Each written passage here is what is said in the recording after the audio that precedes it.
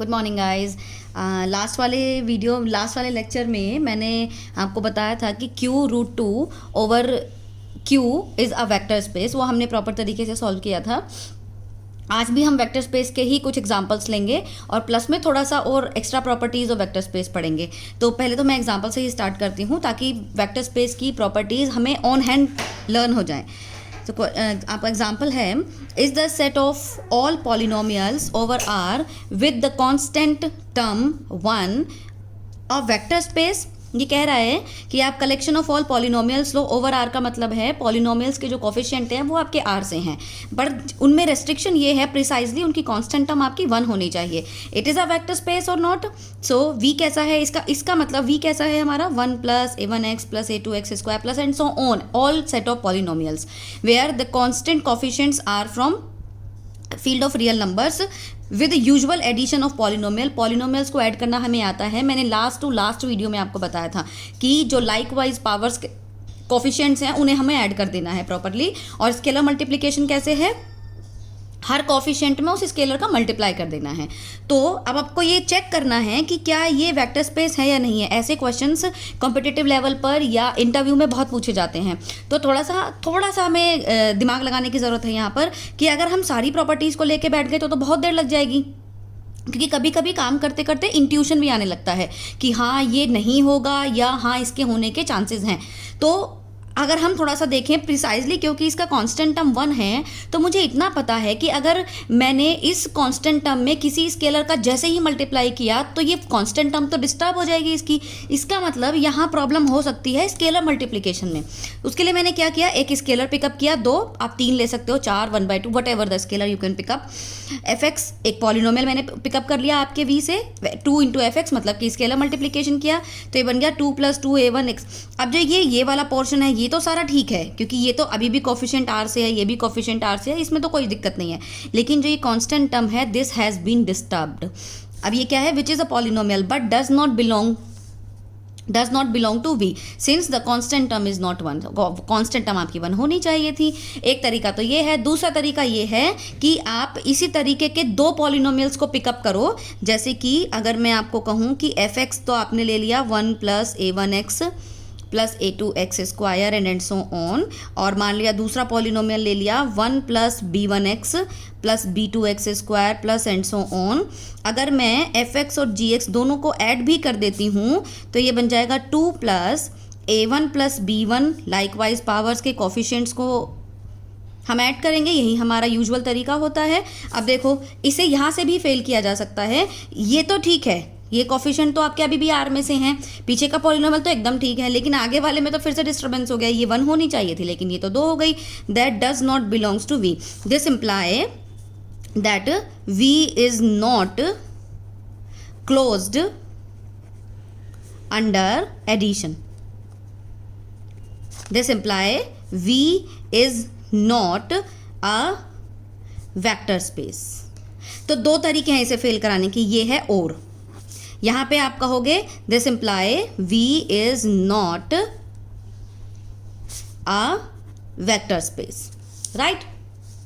ऐसे कर दो या ऐसे कर दो। अब देखो जब हमें वेक्टर स्पेस पास कराना होता है कि ये वेक्टर स्पेस है तो हमें उसकी 1 से लेकर के लास्ट तक की सारी प्रॉपर्टीज़ को पास आउट कराना पड़ेगा। लेकिन जब हमें फेल का आइडिया हो जाता है कि नहीं इसमें कहीं गड़बड़ है, फेल होगा, तो अगर वेक्टर स्पेस की एक भी प्रॉपर्टी, सिंगल भी प्रॉपर्टी फेल हो जाती है then you will answer that V is not a vector space. लेकिन पास कराने के लिए, पास मतलब कि उसे प्रूव करने के लिए कि वेक्टर स्पेस है, उसके लिए आपको 1 से लेकर आखिरी तक सारी प्रॉपर्टीज़ को प्रॉपरली प्रूव करना पड़ेगा। ठीक है, तो ये तो एक एग्जाम्पल है। अब हमारे पास और भी नेक्स्ट एग्जाम्पल्स हैं।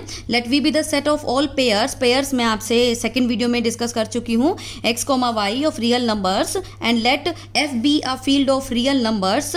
डिफाइन का मतलब यहाँ पर ये है, define the vector addition and scalar multiplication as follows. ये 2 पेयर्स लिए, लेकिन इन दोनों को ऐड करने का तरीका थोड़ा सा अलग है। क्या है, x + x1 मतलब ये आगे वालों को तो ऐड कर दिया है, पीछे वाले को कर दिया इसने 0।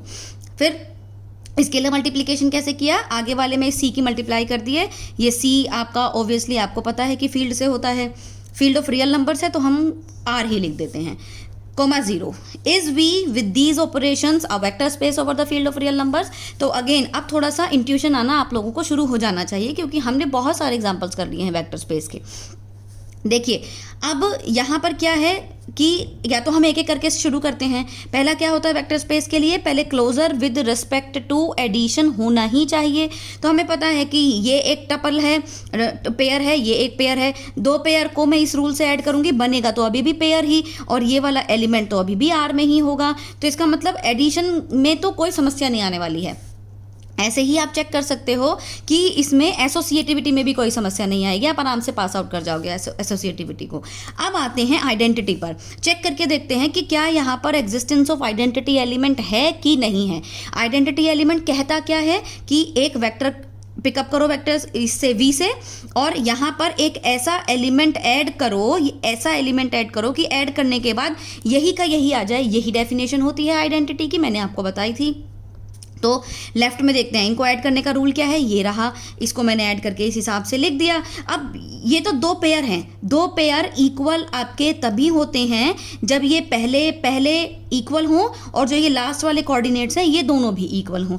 अब ये दोनों क्या कह रहे हैं कि y इज इक्वल्स टू 0, मतलब कि ये कंडीशन आपकी कह रही है कि अगर आप एग्जिस्टेंस ऑफ आइडेंटिटी चाहते हैं तो फिर हमेशा आपका y 0 ही होना चाहिए। लेकिन ऐसा तो नहीं है, but if y not equal to 0, अगर ये इसने बता दिया कि y 0 है, लेकिन अगर y 0 के इक्वल नहीं है तो क्या कभी ये पेयर आपस में इक्वल हैं?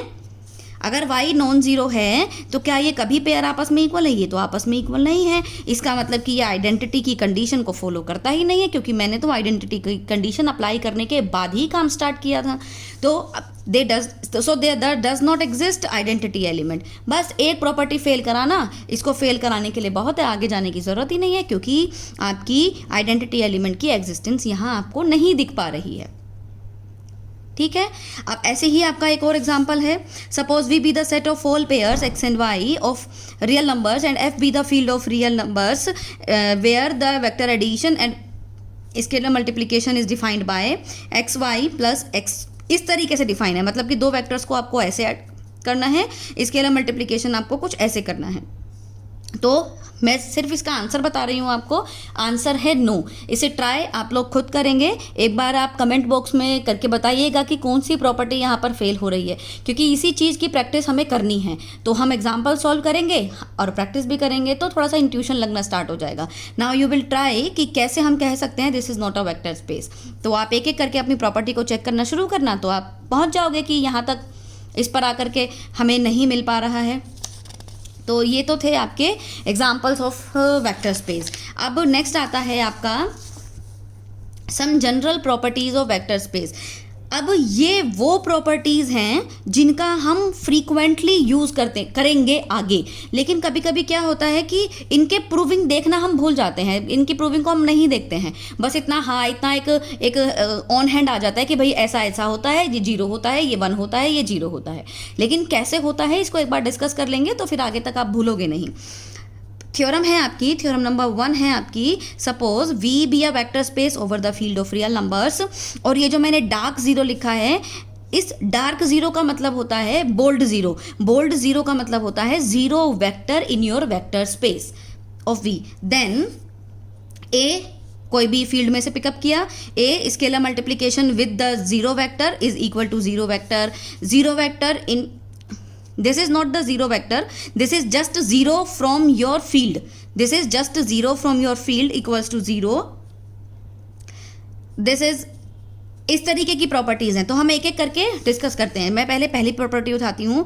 देखिए पहली प्रॉपर्टी ये कहती है कि फील्ड के एलिमेंट में जब भी आप 0 वेक्टर का मल्टीप्लाई करोगे तो हमेशा 0 वेक्टर निकलेगा। ये कह तो दिया, लेकिन फिर ये आना भी तो चाहिए ना, मुझे प्रूव करना तो आना चाहिए।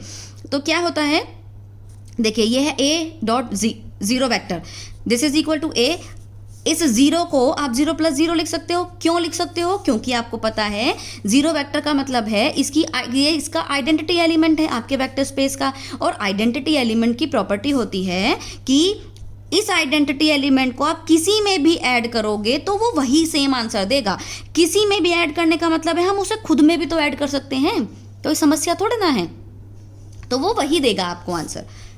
तो 0 प्लस 0 कितना हो जाएगा आपका 0, तो ये हो गया। अब ये डिस्ट्रीब्यूट हो जाएगा क्योंकि ये क्योंकि V पहले से ही वेक्टर स्पेस तो है ही, आपका वेक्टर स्पेस की सारी प्रॉपर्टीज तो वो कंटेन करता ही है। तो अब ये डिस्ट्रीब्यूट हो जाएगा because the scalar multiplication is distributive over vector addition. तो ये हो जाएगा A.0 और A.0, तो ये दोनों साइड हो गया। अब हमें पता है क्योंकि 0 be the 0 vector of your vector space, इसका मतलब मैं इस 0 को यहाँ पर ऐड कर सकती हूँ क्योंकि 0 आइडेंटिटी एलिमेंट में किसी को भी जोड़ोगे तो हमेशा सेम ही आंसर, यही वाला आंसर आएगा, यानी कि इसको ये प्लस करोगे तो यही निकल कर आएगा। अब ये हो गया है। अब क्या होता है, we know that V is an abelian group, क्योंकि V वेक्टर स्पेस है इसका मतलब है कि V अबेलियन ग्रुप तो है ही एडिशन के रेस्पेक्ट में, विद रेस्पेक्ट टू एडिशन। तो जब हम ग्रुप की बात करते हैं तो ग्रुप में राइट कैंसिलेशन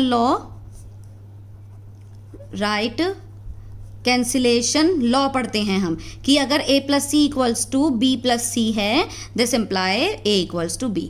ऐसे ही हम एक लेफ्ट कैंसिलेशन लॉ पढ़ते हैं,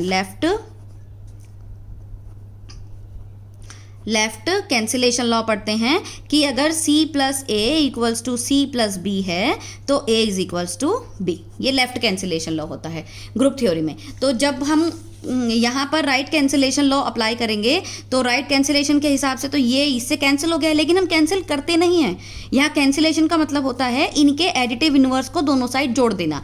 तो जब आप एडिटिव इनवर्स को दोनों साइड जोड़ते हो तो ये भी खत्म हो जाता है, 0 बन जाता है, और ये भी खत्म हो जाता है। सो अल्टीमेटली ये बचता है। तो इतना सारा ना बोल करके हम सिर्फ शॉर्ट में इतना बोल देते हैं कि राइट कैंसिलेशन लॉ अप्लाई करो। तो ये से ये कैंसिल हो गया, तो 0 vector is equals to A.0। इसका मतलब जब भी आप स्केलर में 0 वेक्टर का मल्टीप्लाई करोगे तो 0 ही वेक्टर लिखोगे, और ये प्रॉपर्टी बहुत फ्रीक्वेंटली आगे तक यूज होगी। ठीक है। अब नेक्स्ट है आपका, ये 0 बोल्ड 0 नहीं है, ये नॉर्मल 0 है। 0 बिलोंग्स टू योर फील्ड। ठीक है। अब वो कह रहा है कि अगर आप 0.u करते हो तो भी आपका 0 ही आएगा। अब क्योंकि ये फील्ड का 0 है तो, लेकिन है तो आइडेंटिटी ही, प्रॉपर्टी तो अभी भी वही रखता है। इस 0 को आप 0 प्लस 0 आराम से लिख सकते हो। तो 0 प्लस 0 जब आपने लिखा, ये पीछे u है, अब ये इधर से डिस्ट्रीब्यूट हो जाएगा। क्यों? क्योंकि V आपका वेक्टर स्पेस है, तो ये इस साइड से डिस्ट्रीब्यूटिव लॉ होल्ड करता है। तो ये हो जाएगा 0u। सेम तरीके से मैंने ये अब क्या है, ये 0.u, क्योंकि ये स्केलर मल्टीप्लिकेशन है और स्केलर मल्टीप्लिकेशन वाला जो एलिमेंट निकल के आता है वो वेक्टर स्पेस में बिलोंग करता है। तो ये एलिमेंट वेक्टर स्पेस का है, तो इसमें मुझे जो 0 ऐड करनी पड़ेगी वो भी वेक्टर स्पेस वाली ही ऐड करनी पड़ेगी, यानी कि एक बोल्ड 0 ऐड करनी पड़ेगी, नॉर्मल 0 नहीं। बोल्ड 0 का मतलब है 0 वेक्टर। तो इस वेक्टर के एलिमेंट में मैंने 0 वेक्टर ऐड कर दिया, तो राइट कैंसिलेशन लॉ से कैंसिल हो गए 0। ये नॉर्मल 0 है और ये आपका 0 वेक्टर है, तो ये आपका 0 वेक्टर निकल करके आता है। ऐसे ही आपकी नेक्स्ट प्रॉपर्टी है कि स्केलर में अगर आप माइनस u करते हो तो कैसे हम माइनस को बाहर किस रूल से हम माइनस को बाहर ले आते हैं और इन दोनों को एक साथ मल्टीप्लाई कर देते हैं, स्केलर मल्टीप्लिकेशन रूल से। तो अब इसे देखते हैं, इस वाली प्रॉपर्टी को। हमें पता है कि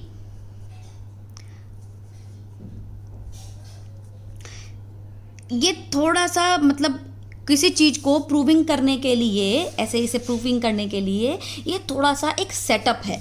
तो एक सेटअप है जो कभी कभी ध्यान भी रखना पड़ जाता है। तो इसमें इसका सेटअप ये है कि हमें पता है u एक वेक्टर है, u belongs to vector space है, u आपका एक वेक्टर है और ये इसका एडिटिव इनवर्स है। तो जब हम a के साथ में इन दोनों को अप्लाई करेंगे तो मल्टीप्लिकेशन रूल से ये au हो जाएगा और ये a माइनस का u हो जाएगा।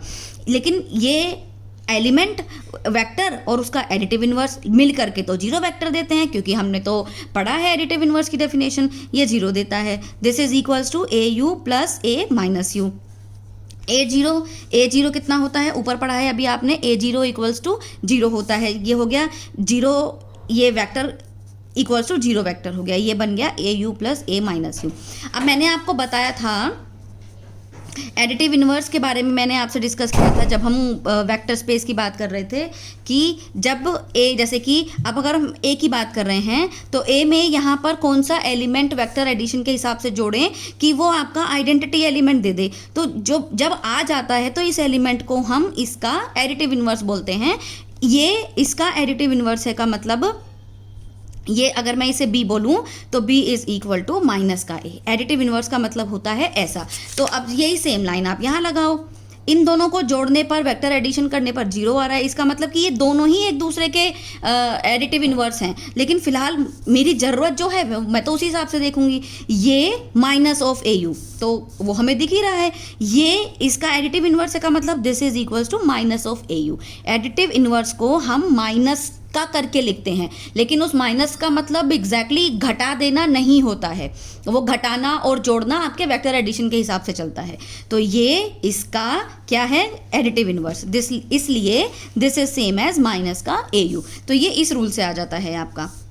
अब नेक्स्ट क्या है आपकी प्रॉपर्टी, जैसे आपने A के साथ U के साथ में माइनस लगाया था, अब हमने क्या कर दिया, माइनस A के साथ में माइनस लगा दिया और U कर दिया। इसे भी हमने यही कह दिया कि आप माइनस का कॉमन निकालो और ये AU हो जाता है। अब जैसे मैंने आपको ये वाली प्रॉपर्टी कराई थी अभी, ये थर्ड वन, ये थर्ड वन, ऐसे ही आप इसे फोर्थ वन को करेंगे। मैंने यहाँ पर इसे सॉल्व भी कर रखा है, वीडियो में आपको क्लियरली दिख भी रहा होगा, ठीक है। तो इसे आप सॉल्व करोगे तो ये आराम से सॉल्व हो जाएगी, इसमें कोई भी दिक्कत नहीं आएगी।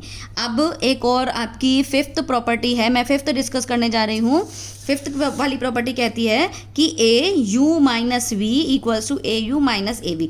ये चीज़ हमने प्लस के साथ तो पढ़ी है कि A with U plus V equals to AU plus AV होता है, क्योंकि ये तो वेक्टर स्पेस की प्रॉपर्टी में ही होता है। लेकिन अगर मैं प्लस को माइनस कर दूँ, क्या तब भी सेम चीज़ होल्ड होगी, वो ये चाह रहा है आपसे। तो AU माइनस V, इस U माइनस V को आप ऐसे लिख सकते हो प्लस माइनस V। अब तो प्लस आ गया, अब इस प्लस को AU और प्लस का A माइनस V, लेकिन हमें पता है A विद माइनस V क्या होता है, माइनस बाहर आ जाता है और ये AV बन जाता है। तो अल्टीमेटली ये हो गया AU माइनस का AV, A with U minus का V, ठीक है। इन प्रॉपर्टी, ये बहुत छोटी प्रॉपर्टीज़ होती हैं और ये फ्रीक्वेंटली यूज़ होती हैं, कभी हम इनके प्रूफ पर बहुत ज़्यादा ध्यान नहीं देते हैं, ना ही बार बार हम इनका प्रूफ लिखते हैं। बस ये है कि एक बार दिमाग में सेटल हो जाता है, फिर आगे काम करना स्टार्ट कर देते हैं।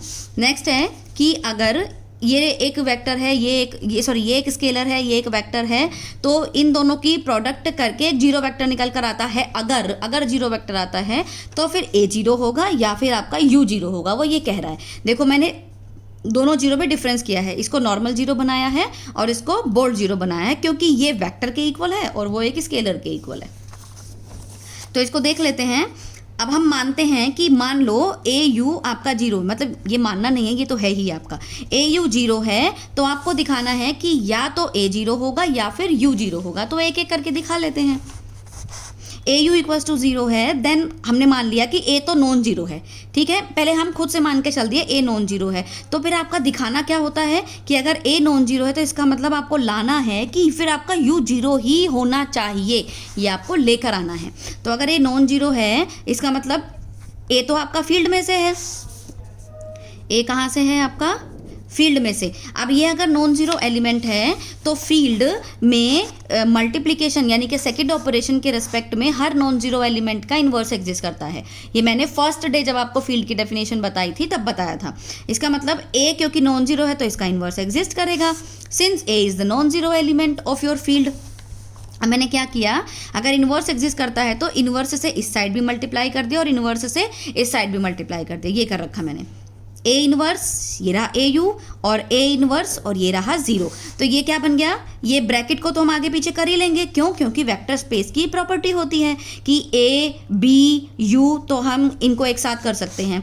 तो ये हो गया, आप क्योंकि ये फील्ड का एलिमेंट, ये उसका इन्वर्स, तो इसने तो मिलके 1 देना है, ये तो फील्ड की मल्टीप्लिकेशन के रेस्पेक्ट में प्रॉपर्टी है। तो ये हो गया 1.u। अब 1.u को, अब ये हो गया 1.u। अब 1.u कितना होता है, u के इक्वल, क्योंकि ये भी वेक्टर स्पेस की आखिरी प्रॉपर्टी है, जिसमें आप 1 लेते हो फील्ड से, 1 लेते हो वेक्टर स्पेस से, तो 1.u हमेशा u आना चाहिए। तो क्योंकि वो तो वेक्टर स्पेस है ही पहले से ही, तो 1.u तो u ही देना पड़ेगा, इसका मतलब u हो गया 0। तो इसमें क्या किया था आपने, a को नॉन जीरो लेकर चले थे और u को 0 दिखा दिया। सिमिलरली आप क्या करोगे, अगर AU जीरो है तो अब की बार अब उल्टा मान लेते हैं, अब मान लेते हैं कि U आपका नॉन जीरो है, ठीक है। तो आपको दिखाना पड़ेगा कि फिर A जीरो है। तो to prove a equal to 0, ठीक है। ये माना है नॉन जीरो है और इसको जीरो लाना है आपको।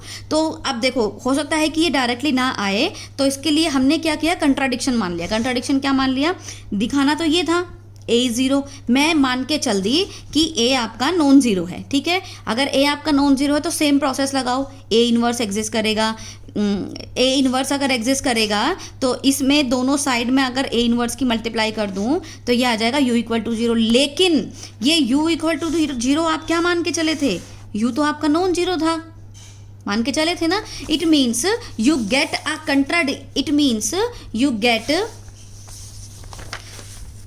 Contradiction that u must B zero vector, ठीक है, क्योंकि u तो आपका जीरो होना, क्योंकि u तो आपका नॉन जीरो होना चाहिए था। लेकिन ये कंट्राडिक्शन भाई मिली कहाँ से, किसकी वजह से मिली, जब आपने ये माना था कि आपका a नॉन जीरो था। इसका मतलब अगर इसमें आपने u को नॉन जीरो मान लिया और अगर a u जीरो है तो फिर a को तो जीरो होना ही पड़ेगा, क्योंकि a को नॉन जीरो लेके तो गड़बड़ निकल आई थी, u जीरो निकल आया था, जो कि मुझे चाहिए ही नहीं था, क्योंकि मैंने तो पहले से ही मान लिया था कि u मेरा नॉन जीरो है, ठीक है। तो इसका मतलब जब भी आप ए यू इक्वल्स टू 0 रखोगे तो आपको ध्यान रखना है उनमें से या तो a 0 होगा या फिर u 0 होगा, दोनों में से किसी एक चीज़ को तो 0 होना ही पड़ेगा। अब नेक्स्ट क्या होता है, now by using above properties we can easily show that the following to.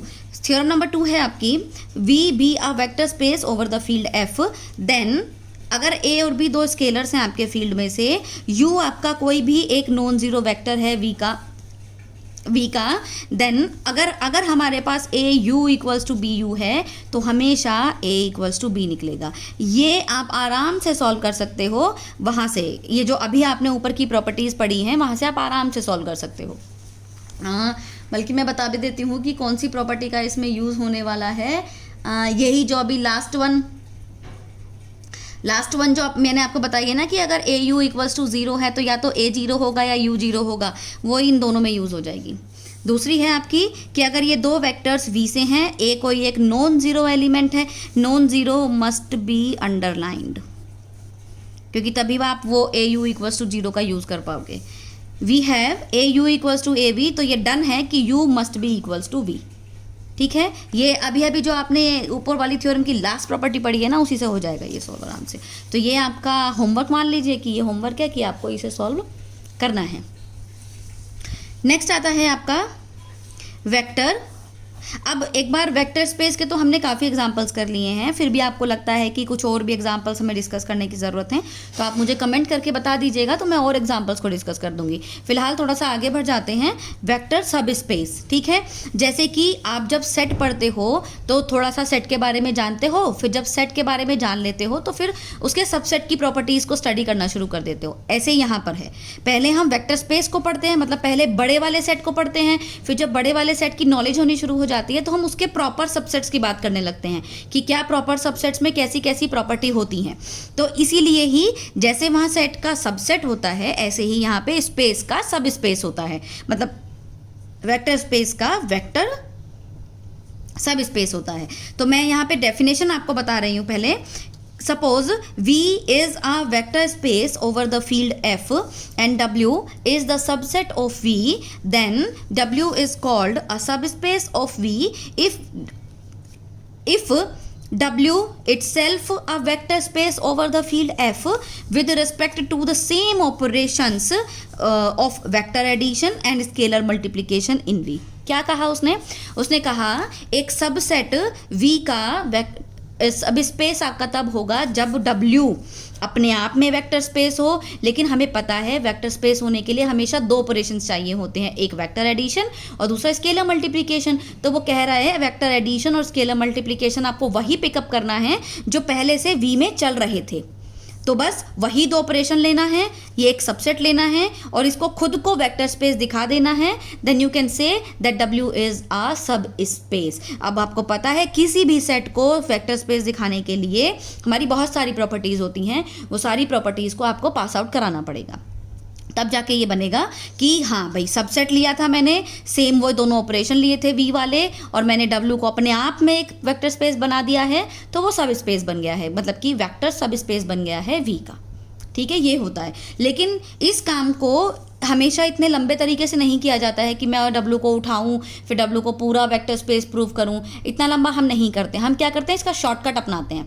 Shortcut क्या होता है, लेकिन इस शॉर्टकट का मैं प्रॉपर प्रूफ दूंगी आपको कि कैसे ये शॉर्टकट वैलिड है, कैसे नहीं है। अब आपकी जैसे कि 2 थ्योरम हम डिस्कस कर चुके हैं वेक्टर स्पेस से रिलेटेड। अब थर्ड वन आती है आपकी, a non-empty subset W of a vector space V is a subspace of V if and only if for each pair of vectors W1, W2 belongs to capital W and each scalar A in F, the vector W1 plus W2 belongs to, sorry A था यहाँ पे, W1 plus W2 belongs to capital W। वो क्या कह रहा है, एक non empty subset आप अपने वेक्टर स्पेस का पिकअप करो जिसको हम W कॉल कर रहे हैं। ये सब स्पेस है इफ़ एंड ओनली इफ़ कोई भी पेयर पिकअप करो आप W से, कोई भी 2 एलिमेंट पिकअप करो W से और 1 एलिमेंट पिकअप करो फील्ड से, तो हमेशा इस टाइप का जो सिचुएशन है, अगर ये W में बिलोंग कर गई तो सब स्पेस है, अगर सब स्पेस है तो W में बिलोंग कर गई। ये मैंने 2 लाइनें क्यों बोली हैं, क्योंकि यहाँ लिखा हुआ है if and only if. If and only if का मतलब होता है necessary and sufficient condition. Means पहले तो हम ये मानेंगे कि जो W है वो सब स्पेस है V का, तो क्या प्रूव करेंगे कि ये, इसका मतलब कि ये W में बिलोंग करता है। फिर सेकंड कंडीशन क्या लेंगे कि ये W में बिलोंग करता है, तो फिर हम शो क्या करेंगे कि जो आपका W है वो V का सब स्पेस है। इसे हम कहते हैं इफ एंड ओनली इफ, और in other language necessary and sufficient condition. तो इसको हम ओनली इफ पार्ट भी लिखते हैं और इसको हम इफ पार्ट भी लिखते हैं और द कंडीशन इज नेसेसरी भी लिखते हैं। तो इसमें कंडीशन इज नेसेसरी मतलब कि अगर सब स्पेस है, अगर W V का सब स्पेस है तो फिर ये कंडीशन नेसेसरी है। ठीक है, तो हमने क्या माना, सपोज W इज अ सब space of V, W is a सब स्पेस ऑफ V। तो सब स्पेस का मतलब क्या होता है ऊपर की डेफिनेशन से, कि वो इटसेल्फ में वेक्टर स्पेस होना चाहिए। ठीक है, अगर सब स्पेस है तो फिर वो इटसेल्फ में वेक्टर स्पेस है। अगर वो वेक्टर स्पेस है तो क्या मुझे कोई बता सकता है कि W is closed with respect to vector addition and scalar multiplication, है ना, क्योंकि वो वेक्टर स्पेस है। इसका मतलब एडिशन ऑपरेशन भी क्लोज्ड है और स्केलर मल्टीप्लिकेशन भी क्लोज्ड है। हैंस इफ़ A कोई फील्ड से है, W1 अगर इसमें से है, तो इसका मतलब A W1 किस में है, W में, क्योंकि स्केलर मल्टीप्लिकेशन के रेस्पेक्ट में ये क्लोज्ड है।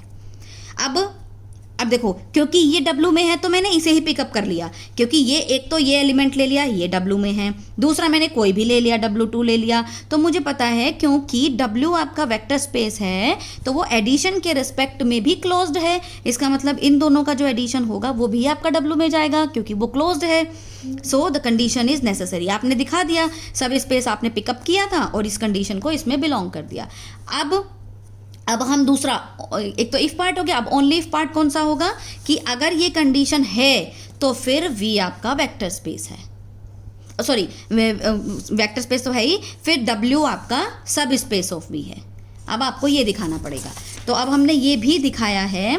अब इसे अगली कंडीशन को हम कहते हैं condition is sufficient. Sufficient condition का मतलब क्या है, if W is a non empty subset of V and for each pair W1, W2 belongs to W, if A belongs to V, this imply ये तो है मेरे पास, ठीक है, then we need to show that W is a subspace of V। तो W को सब space दिखाने का तो मेरे पास एक ही तरीका है, अभी मुझे W को इटसेल्फ में वेक्टर स्पेस दिखाना पड़ेगा, तो W सब स्पेस बन जाएगा मेरा, क्योंकि अभी तक तो सब स्पेस प्रूफ करने के लिए मैंने एक ही तो कंडीशन पढ़ी है, ये वाली, और कुछ तो मैंने बताया ही नहीं आपको। ये पता है तो इसी से ही हम अपने काम को निपटाएंगे। तो जी देखिए, अगर इसको मुझे वेक्टर स्पेस दिखाना है, अगर इसको इटसेल्फ में वेक्टर स्पेस दिखाना है तो फिर पहले इसे एडिशन ऑपरेशन के रेस्पेक्ट में क्लोज दिखाना पड़ेगा, सबसे पहली चीज़ तो ये। तो देखते हैं, वी नो दैट फील्ड के अंदर 1 होता है यूनिटी एलिमेंट, मल्टीप्लिकेशन के रेस्पेक्ट में आइडेंटिटी, और W1 W2 हमने मान लिए कि W से हैं, तो हमें पता है कि ये कंडीशन तो फॉलो होती है कि ये W में है। इसका मतलब 1.W1 प्लस W2 W में बिलोंग करता है। दिस इम्प्लाई कि W1 plus W2 belongs to capital W, क्योंकि 1 इंटू W1 कितना होता है W1, ये तो पता है ना आपको, 1 into W1 will be W1, then W1 plus W2 belongs to capital W। इसका मतलब क्या हो गया कि हमने कोई भी दो एलिमेंट पिकअप किए थे W के, तो उन दोनों का एडिशन भी W में ही बिलोंग कर रहा है। इसका मतलब है जो W है वो एडिशन के रिस्पेक्ट में क्लोज्ड है। ठीक है, अब आगे आते हैं, सेकंड प्रॉपर्टी पे आते हैं। नाउ शो, सेकंड तो वैसे होती है हमारी एसोसिएटिविटी, एसोसिएटिव लॉ ही तो होता है। अब मुझे कोई ये बताएगा कि क्या मुझे W के लिए एसोसिएटिव लॉ होल्ड कराने की ज़रूरत है कि वो ऑटोमेटिकली ट्रू है। देखिए ये जो W है वो कहीं और से नहीं है, वो V का सबसेट है। अब जब V के इतने सारे एलिमेंट पर एसोसिएटिविटी लॉ होल्ड हो रहा है, तो क्या वो थोड़े से एलिमेंट के ऊपर भी तो एसोसिएटिविटी होल्ड होगी ना। बस ये मान लो वो थोड़े से एलिमेंट W के अंदर है, मतलब वो W वही थोड़े से एलिमेंट का कलेक्शन है, तो एसोसिएटिविटी तो डायरेक्टली होल्ड है, मुझे करने की ज़रूरत नहीं है। एसोसिएटिविटी के आगे आता है आपका एग्जिस्टेंस ऑफ आइडेंटिटी। अब हमें पता है कि 1 अगर बिलोंग्स टू F फील्ड में है एडिटिव आइडेंटिटी, तो फिर इसका एडिटिव इनवर्स भी वहाँ पर है, क्योंकि फील्ड तो आपका एडिशन के रेस्पेक्ट में भी ग्रुप होता है, एडिशन के रेस्पेक्ट में ग्रुप होता है ना, तो एडिटिव इनवर्स भी वहाँ पर है। We know that W is a non empty subset of V, ये तो हम शुरुआत से ही कहते चल रहे हैं कि नॉन एम्प्टी सबसेट है। इसका मतलब W के अंदर एक ना एक एलिमेंट तो, कम से कम एक एलिमेंट तो मौजूद है। ठीक है, हमने उसे कह दिया W है, स्मॉल w है।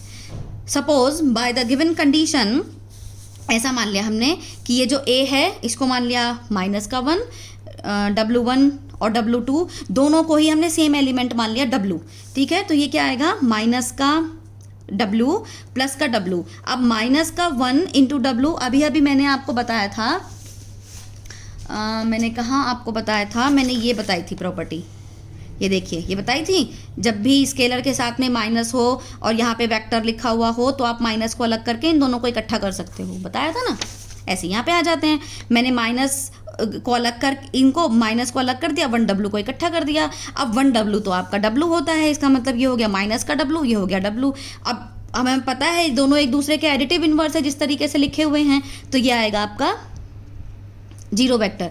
अब बच्चे मैं यहाँ पर कम शब्दों में समझाना चाह रही हूँ, इसलिए क्योंकि ज़्यादा शब्दों में अगर लिया तो उलझ जाओगे।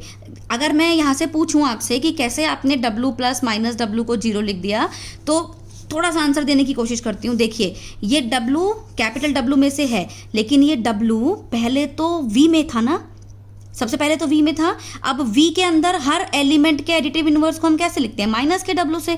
अब क्योंकि वो एडिटिव इनवर्स है तो उसने तो 0 ही देना है ना, चाहे मैं थोड़ी देर के लिए W को भूल भी जाऊँ तो ये दोनों कैपिटल V के अंदर तो हैं ही, वहाँ से कहीं नहीं गए, तो उस एडिटिव इनवर्स के रूल से तो इन्होंने 0 ही देना है। ठीक है, अब यहाँ पे आते हैं, नेक्स्ट आते हैं एडिटिव इनवर्स चाहिए मुझे। अब एडिटिव इनवर्स कहाँ चाहिए भला, कि अगर कोई element W belongs to W हो तो उसका एडिटिव इनवर्स भी W के अंदर ही होना चाहिए, क्योंकि इस ऊपर की प्रॉपर्टी में मैंने आपको ये बिल्कुल नहीं कहा कि अगर W belongs to capital W था, W belongs to capital W था तो माइनस का W भी वहीं था। इसीलिए मैं यहाँ बताते समय आपको V पर ले गई थी कि ये W में बाद में है, पहले V में है। लेकिन मुझे ये नहीं पता कि अगर W belongs to capital W है तो क्या इसका एडिटिव इनवर्स मतलब कि माइनस का W में है या नहीं, ये मेरा डाउट है। तो देख लेते हैं फिर इसको। हमें पता है कि A बिलोंग्स टू F है, 0 वेक्टर बिलोंग्स टू W है, क्योंकि अभी अभी ऊपर शो किया है। देन बाय गिवन कंडीशन देख लेते हैं। W1 को तो मैंने W ले लिया, W2 को वो 0 वेक्टर पिकअप कर लिया, तो ये गिवन कंडीशन से क्या हो गया, AW1 plus W2, AW plus 0 ये लिखा इज इक्वल्स टू।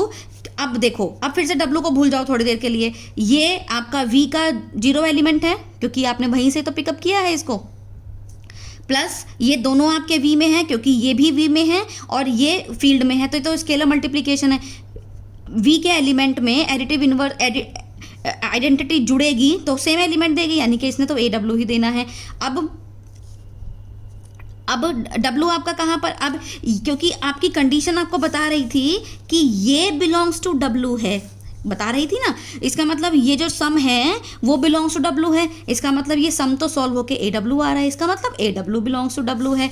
इसका मतलब क्या हो गया, W is closed with respect to scalar multiplication, क्योंकि ये भी नीडेड कंडीशन है, इसको किए बिना भी आप वेक्टर स्पेस नहीं प्रूव कर सकते हो। अब आगे देखते हैं एडिटिव इनवर्स, क्योंकि एडिटिव इनवर्स के लिए ना इसकी ज़रूरत थी, इसलिए पहले इसको किया गया, बाद में इसको किया गया। If W belongs to capital W, since minus का 1 बिलोंग्स टू फील्ड है, क्योंकि हर एलिमेंट का एडिटिव इनवर्स फील्ड में मौजूद है। W is close under scalar multiplication का मतलब है जब भी आप -1 इंटू डब्लू करोगे तो वो डब्लू में ही आएगा, लेकिन इसको आप लिख क्या सकते हो, माइनस बाहर रख सकते हो, 1 डब्लू एक साथ कर सकते हो, 1 डब्लू 1 इंटू डब्लू आपका डब्लू ही आता है, इसका मतलब माइनस का W belongs to capital W. इसका मतलब क्या हुआ कि अगर W belongs to capital W है तो माइनस का डब्लू भी बिलोंग्स टू कैपिटल डब्लू होगा, और माइनस के डब्लू को हम कहते हैं एडिटिव इनवर्स ऑफ डब्लू। इसका मतलब कोई भी एलिमेंट अगर डब्लू में है तो फिर उसका एडिटिव इनवर्स भी वही है। अब एडिटिव इनवर्स तक का काम मेरा निमट गया। अब क्या रहती हैं प्रॉपर्टीज़, रिमेनिंग प्रॉपर्टीज़, जैसे कि commutative with respect to addition, फिर वो रहता है वो डिस्ट्रीब्यूटिव कि एक बारी स्केलर डिस्ट्रीब्यूट होता है, एक बारी वेक्टर डिस्ट्रीब्यूट होता है, फिर एक बार वो ए बी फील्ड करके करते हैं वो डिस्ट्रीब्यूट होता है। लेकिन अब मुझे ये बताओ कि वो सारी प्रॉपर्टीज़ इसमें ऑटोमेटिकली हैं कि नहीं हैं, ये आपके लिए क्वेश्चन मार्क है कि ये वो सारी की सारी प्रॉपर्टीज़ ऑटोमेटिकली यहाँ पर प्रूव हो जाएंगी कि नहीं हो जाएंगी। वो सारी प्रॉपर्टीज़ आपकी थी क्या, दिखाती हूँ मैं आपको। ये मैंने फर्स्ट डे आपको बताया था ना, एक तो ये प्रॉपर्टी मैं कह रही हूँ कि क्या ये ऑटोमेटिकली ट्रू है कि नहीं है, एक ये प्रॉपर्टी, एक ये प्रॉपर्टी, और एक और रह गई है अबेलियन ग्रुप को प्रूव करने के लिए कम्यूटेटिव प्रॉपर्टी जो होती है, और ये वाली भी प्रॉपर्टी। क्या ये ऑटोमेटिकली ट्रू हैं इसमें, या मुझे दिखाने की ज़रूरत है। देखिए आपको पता है कि W तो छोटा सेट है, जब मैं यहाँ पर ये दोनों एलिमेंट V के ना पिकअप करके W के पिकअप करूँगी तो अगर वो दोनों एलिमेंट W में है तो V में तो भाई हैं ही ना पहले से ही, और V के लिए तो ये प्रॉपर्टी पहले ही डन है क्योंकि V तो वेक्टर स्पेस है। सेम कहानी यहाँ पे आएगी, अगर ये एलिमेंट मैं W का पिकअप करती हूँ तो W का तो वो बाद में है, पहले तो वो V का ही है, और V के लिए ये प्रॉपर्टी पहले से डन है, तो इसका मतलब W में दिखाने की ज़रूरत ही नहीं है।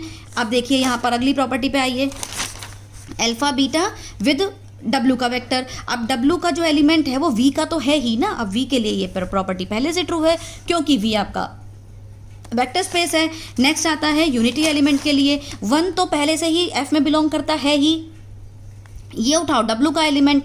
अब ये W का होने से पहले V का एलिमेंट है कि नहीं है, और V के लिए तो ये प्रॉपर्टी ट्रू है ही क्योंकि V आपका वेक्टर स्पेस है। इसका मतलब ये रिमेनिंग 4, 1 2 3 4 और एक commutative with respect to addition, क्योंकि इसके लिए कम्यूटेटिव मैंने छोड़ दिया है, मैंने नहीं किया है। Remaining properties to prove W a vector space over F hold directly as these hold in V, and hence W is a subset of V. This imply W is a subspace of V, क्योंकि एक भी property छूटी नहीं, जो यहाँ नहीं लिखी हैं वो सारी प्रॉपर्टीज ऑटोमेटिकली इसमें ट्रू हैं क्योंकि W सबसेट है आपके V का। तो मैंने अभी फ़िलहाल इतना बता दिया है, और आप एक बार करने की कोशिश कीजिएगा, फिर भी अगर नहीं आता है तो आप कमेंट बॉक्स में बताइएगा कि कहाँ डाउट है, then we will discuss again. और एक बात और बता दूं आपको कि अगर मैं ये कहूँ कि सिर्फ आपका जो V है वो 0 ही कंटेन करता है, ठीक है, सिर्फ 0 के अलावा इसमें कुछ नहीं है, तो ये एक वेक्टर स्पेस बनाता है, ये एक वेक्टर स्पेस होता है ओवर फील्ड F, ठीक है, इसे हम कहते हैं ज़ीरो स्पेस। ठीक है, ये बताना रह गया था तो मैंने बता दिया है कि हाँ 0 के साथ में भी वो वेक्टर स्पेस बनाता है, क्योंकि सारी प्रॉपर्टीज़ ऑटोमेटिकली ही ट्रू हो जाएंगी, आपको कुछ ज़्यादा मेहनत करने की ज़रूरत नहीं है। नाउ भी नेक्स्ट क्लास में फिर हम आपके सब स्पेस के एग्जांपल्स को डिस्कस करेंगे। फ़िलहाल एक बार यहाँ तक का आप रिकॉल करने की कोशिश कीजिएगा, then we will meet again. Okay then, bye.